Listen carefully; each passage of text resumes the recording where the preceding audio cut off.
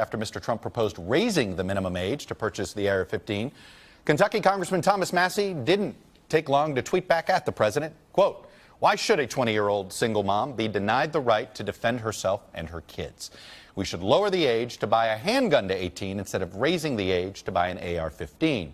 Sad, in all caps there, a little tweak at the president's use of that word. Well, Republican Congressman Massie joins me now. Congressman, welcome to Meet the Press, sir. Thanks for having me on to talk about some serious solutions to these problems. Well, let me ask you this. You heard Senator Toomey, he wants to expand the background check system for all gun purchases. What's wrong with that? Listen, my heart is breaking for the families in Florida. I have kids that go to public school. We had a school shooting here in Kentucky, and I'm a legislator who's in a position to do something. But if I came home after proposing some of these things that are so unserious and disingenuous that some of my colleagues are proposing as solutions to these school shootings, I couldn't face my wife or my children. But I've not been in that situation of a school shooting. So this week I talked to two survivors of Columbine, and one of them, Evan Todd, related to me his story of being in the library when the two shooters came in. He was the first one shot. He hid under a desk. They found him and he pleaded for his life. Then he escaped from the library, ran outside, and there were two police behind a shed who had taken up a position. They weren't going in. Now, he tells me that he forgives the adults that day, the legislators, the administrators, and the police, because they couldn't foresee what was going to happen at Columbine. But he said, it's a shame. Here we are 20 years later, it's still happening, and people are rolling out these same old solutions that will do nothing. And he supports my bill, which is called the Safe Students Act, which would repeal the federal Gun-Free School Zone Act. All right, but what's wrong with having multiple fail-safes? That's the part of this where I think that people get frustrated on this debate. You have people that say, we don't want to infringe upon anybody's Second Amendment rights, but what's wrong with an expanded background check? What's wrong with maybe more cops at high schools? Well, I wish that background checks stopped criminals or stopped school shootings, but they don't. They failed in Texas with the church shooting. They failed at Columbine. Look, the two students well, wait a minute. there. Doesn't that mean the background check system is flawed? Isn't that the issue here? It's that we're not absolutely. Well, then because we don't put any information in it. We're not putting enough information in it. You're trying to put lipstick on a pig. You're trying to put lipstick on a pig. Look, you can put all the information you want in it, but the shooter in Connecticut who stole his mother's firearms and shot her before he committed the crime isn't going to be stopped by a background check. Neither were the two perpetrators in Columbine who got other people to buy the guns for them. One of those straw purchasers went to prison for that because, talk about the handgun, 21 age, the guy that went to prison, he was 22, and he sold a handgun to one of the perpetrators who was 17. Look, criminals are going to get a hold of guns. What we've got to look at is what's the solution. The solution, frankly, you can put more guards at schools. If you have one guard, it's probably a waste of money because you're just endangering that guard unless you have two guards. And anybody that's in security profession knows that.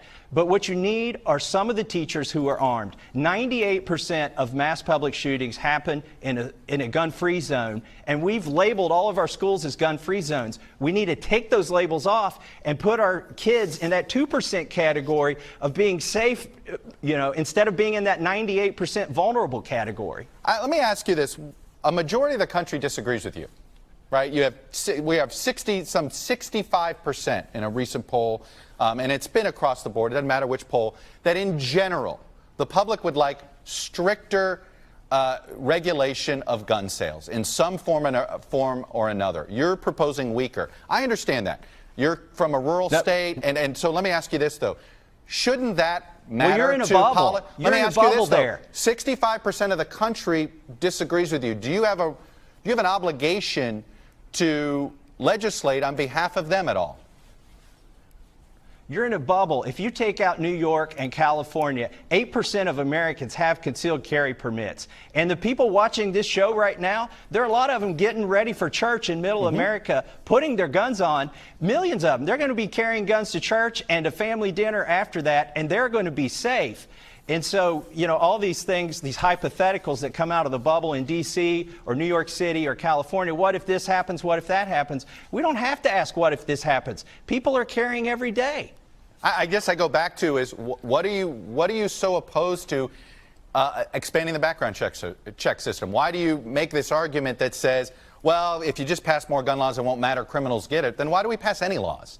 Like, why do we pass laws on drugs? Why do we pass laws on murder? But we should pass my law to repeal the Gun-Free School Zone Act. I call it the Safe Students Act. But look, those are false senses of security. Like Evan Todd from Columbine, he's disgusted at these proposals because they wouldn't do anything. And in 10 years, we're still going to have school shootings unless you propose real legislation like President Trump has proposed that would allow teachers to be armed. But you're in favor of that, but you're opposed to raising the AR-15 to 21. Oh, well, that's ridiculous here. Think about this. You had a ban on assault rifles in 1999 when Columbine happened. Mm-hmm. The assault weapons ban lasted, the so-called ban, lasted from, so-called assault weapons ban, lasted from 94 to 2004. Columbine fell right in the middle of that. The assault weapons ban would do nothing to stop school shootings. 84% of mass public shootings involve a firearm other than an assault rifle, so-called assault rifle. I understand that, but going back, you just think do you think our background check system, why do we bother with it at all?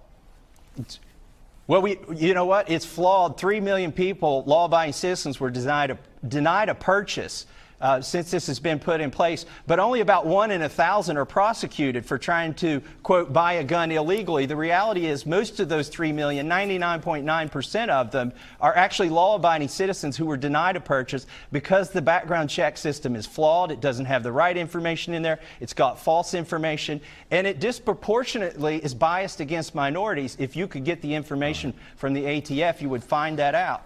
Well, we have no gun research in this country at all because Congress in many ways has prevented that from happening. Congressman Massie, though, I'm out of time. Well, I've got an inquiry into the ATF to get that data. All right. Congressman Massie, I'm going to leave it there. Sir, thanks for coming on and sharing your views. Much appreciated. Hey, NBC News fans, thanks for checking out our YouTube channel. Subscribe by clicking on that button down here, and then click on any of the videos over here to watch the latest interviews, show highlights, and digital exclusives. Thanks for watching.